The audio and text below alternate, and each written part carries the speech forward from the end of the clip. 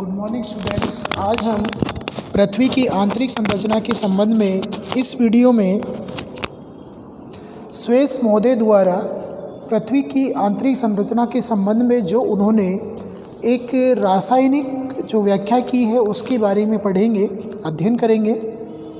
इससे पूर्व वाले वीडियो में हमने पृथ्वी की आंतरिक संरचना के संबंध में भूकंपीय लहरों के द्वारा जो पृथ्वी की आंतरिक संरचना है उसके बारे में जो प्रमाणिक जानकारी प्रदान की जाती है उसके बारे में पढ़ा था। तो स्वेस महोदय ने पृथ्वी की जो चट्टानें हैं उनको अध्ययन के आधार पर पृथ्वी की जो आंतरिक संरचना है उसको बताने का प्रयास किया है। इन्होंने भूपटल का जो ऊपरी भाग है उसको अवसादी चट्टानों का बना हुआ माना है और अवसादी जो चट्टानें हैं उनके नीचे और कुछ गहराई तक घनत्व कम पाया जाता है, जिसके ऊपरी भाग में हल्के जो तत्व होते हैं जैसे सिलिकेट है वो पाए जाते हैं, जबकि निचले भाग में जो भारी सिलिकेट पदार्थ हैं वो पाए जाते हैं।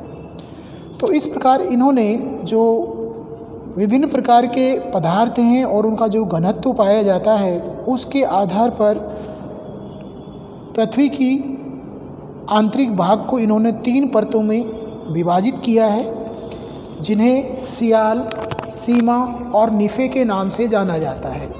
जैसा कि आप देख रहे हैं कि स्वेस ने पृथ्वी के आंतरिक जो भाग है उसको 3 परतों में विभाजित करके उसका जो वर्णन है वो किया है, बताने का प्रयास किया है। पहली परत उन्होंने सियाल माना है, जिसकी रचना SiAl अर्थात Si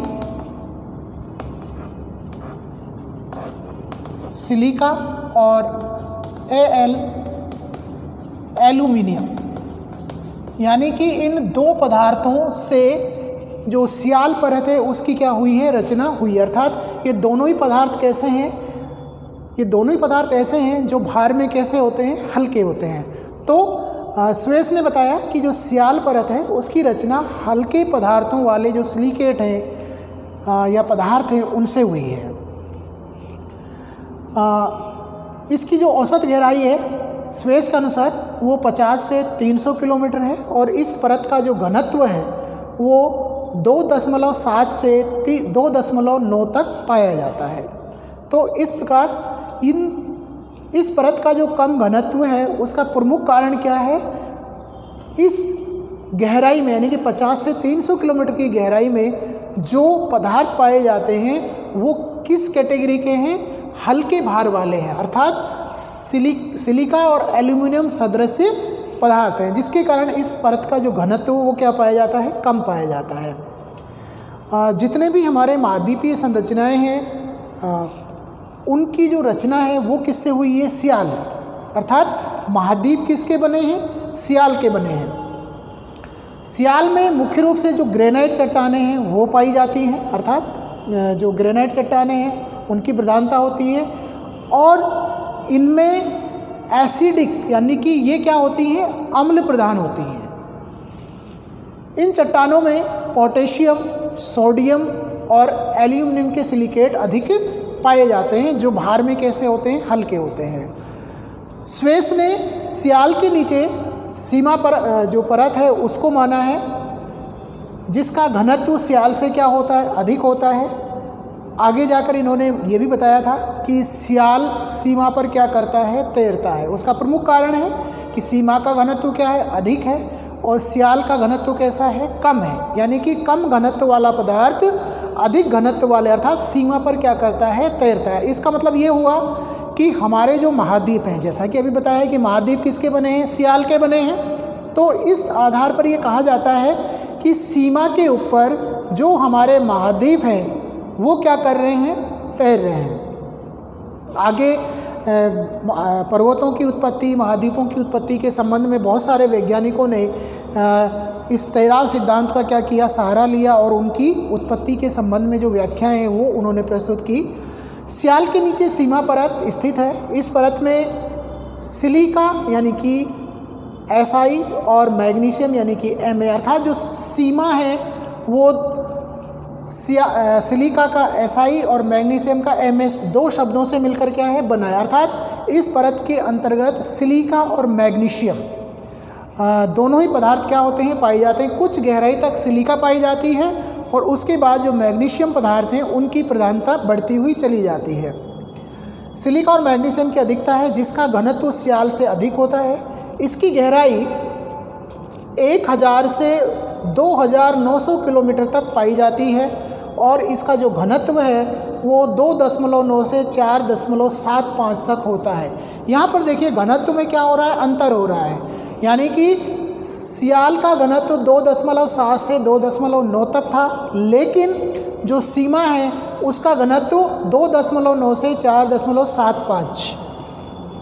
इसका मतलब क्या हुआ कि गहराई में जैसे जैसे हम जाते हैं वैसे वैसे जो पदार्थों का भार है या चट्टानों का जो भार है, अर्थात उसमें पाए जाने वाले जो तत्व हैं वो अधिक भार वाले होते हैं, जिससे उन चट्टानों का घनत्व भी स्वाभाविक रूप से क्या होगा, अधिक होगा। ये इस बात की क्या करता है, पुष्टि करता है। ये मुख्य रूप से बेसाल्ट से बनी हुई है, अर्थात सीमा की जो रचना है वो किससे है, बेसाल्ट से है। बेसाल्ट अर्थात भूगर्भ के अंदर जो अधिक टेम्परेचर है, अधिक तापमान है, उसके कारण चट्टानें क्या होती हैं, पिघल जाती हैं और वो बाहर की ओर निकलने का क्या करती हैं, प्रयास करती हैं, लेकिन पीछे से बल या फोर्स नहीं मिलने के कारण गहराई पर ही कुछ ऊंचाई पर आने के बाद क्या हो जाती हैं, रुक जाती हैं और गहराई में ठंडी हो जाती हैं और ठोस रूप में परिवर्तित हो जाती है। इस तरह से 1000 से 2900 किलोमीटर यानी कि 2900 किलोमीटर के मध्य जो बेसाल्ट चट्टानें हैं वो निर्मित होती रहती हैं। इन पृथ्वी की तीसरी परत के रूप में स्वेस ने निफे का उल्लेख किया और जो सीमा के नीचे स्थित पाई जाती है। यह पृथ्वी के केंद्रीय भाग और उसके चारों ओर फैली हुई है, अर्थात इसका विस्तार केंद्रीय जो भाग है उसके चारों ओर पाया जाता है, जो लगभग 2900 किलोमीटर की गहराई से लेकर पृथ्वी के यानी कि भू केंद्र तक विस्तृत है। इसे केंद्रीय परत या भू कोर के नाम से भी जाना जाता है। इसकी रचना निकिल और फेरस जो कि लोह सदृश पदार्थ हैं उनके द्वारा हुई है। इसका जो रासायनिक नाम स्वेस ने दिया है, निकिल का Na और फेरस का Fe, दोनों को मिलाकर इन्होंने इस परत को निफे के रूप में संबोधित किया है, जिसमें ये दोनों ही तत्व प्रधान रूप से पाए जाते हैं। ये भारी होने के कारण इनका घनत्व भी अधिक पाया जाता है, इसलिए इस परत का घनत्व 11 या उससे कहीं अधिक है।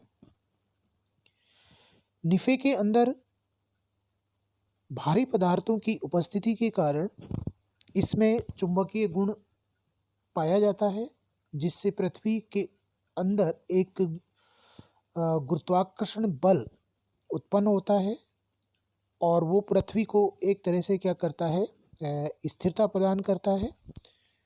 पृथ्वी के अंदर जो भारी तत्व पाए जाते हैं उनके कारण भी पृथ्वी का जो संतुलन है या जिसे हम स्थिरता कहते हैं वो बनी रहती है।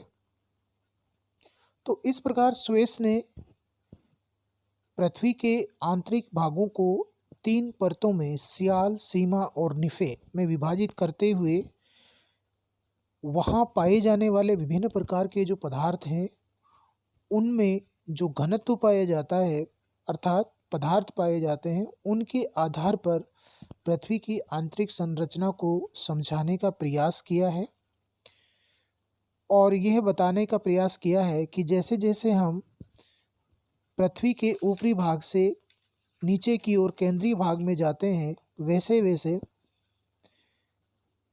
पृथ्वी के आंतरिक भाग में परतों का जो घनत्व है या यूं कहें कि चट्टानों का जो घनत्व है वो निरंतर क्या होता है, बढ़ता जाता है।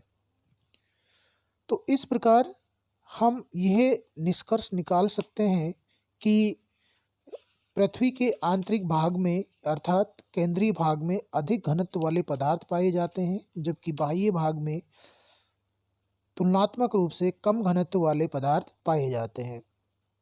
पृथ्वी का जो ये संतुलन बना हुआ है वो अधिक भार वाले पदार्थों के ऊपर कम भार वाले पदार्थों का जो आवरण पाया जाता है उसके कारण है।